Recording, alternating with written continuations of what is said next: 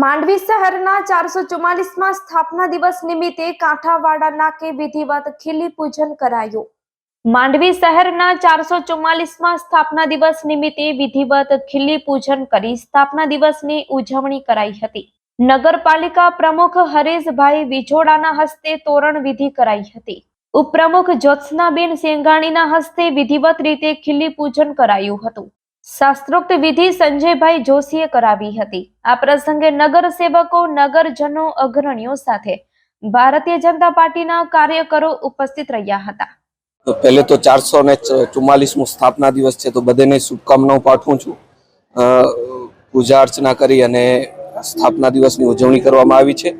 આપ જાણો છો એ પ્રમાણે શહેરીજનો માટે ફૂડ માટે એક બગીચામાં આયોજન કર્યું હતું। એમાં ધારાસભ્યશ્રીએ ખુલ્લો મૂક્યો હતો અને 3 દિવસ માટે આપણે લોકોને ત્યાં અને નારી શક્તિને વંદન એવી મહિલાઓ આપણી ગૃહ ઉદ્યોગ ચલાવે છે એમને પણ પ્રોત્સાહન મળી રહે એના માટે આ બધું આયોજન કર્યું હતું।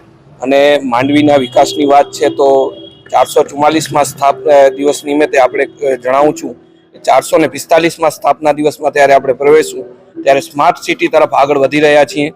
એમાં કેમેરા લગાવવાની વાત હોય, રોડ પહોળા કરવાની વાત હોય, માન્ય શ્રી માર્ગદર્શન વિનોદભાઈનો હંમેશા મળતું રહે છે, સાંસદશ્રીનો, માન્ય ધારાસભ્યશ્રીનો હંમેશા માર્ગદર્શન મળતું રહે છે અને એમની પ્રેરણાથી આ વિકાસમાં સ્માર્ટ સિટી અમે માંડવી બનાવી જઈ રહ્યા છીએ। ત્યારે આપ સૌને ખાતરી આપું, સ્થાપના દિન નિમિત્તે માંડવીનો વિકાસ અનેરો હશે અને ક્લીન માંડવી અને ગ્રીન માંડવીનો સંકલ્પ સાથે આપણે આગળ વધી રહ્યા છીએ।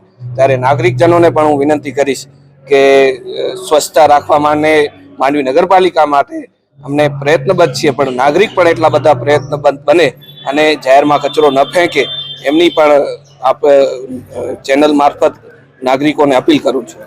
માંડવીનો સ્થાપના દિવસ સાદાઈથી ઉજવવાનો એક તો ખર્ચમાં કમી આવે અને બીજું કે વિકાસમાં ફાળવી શકાય અને અન્ય જગ્યાએ એનો ઉપયોગ સ્વચ્છતામાં કરી શકાય, અન્ય જગ્યાએ પાણીમાં પણ કરી શકાય અને સાદાઈથી ઉજવવામાં સારું લાગે। અને આજે ઉપપ્રમુખશ્રીએ બેને અહીંયા પૂજા અર્ચના કરી અને નારી શક્તિના દિવસોમાં અત્યારે મહિલા સ્થાપના દિવસ છે એટલે એમને પણ નારીઓને પણ આગળ કરવા માટેના પ્રયત્ન કરીએ છીએ।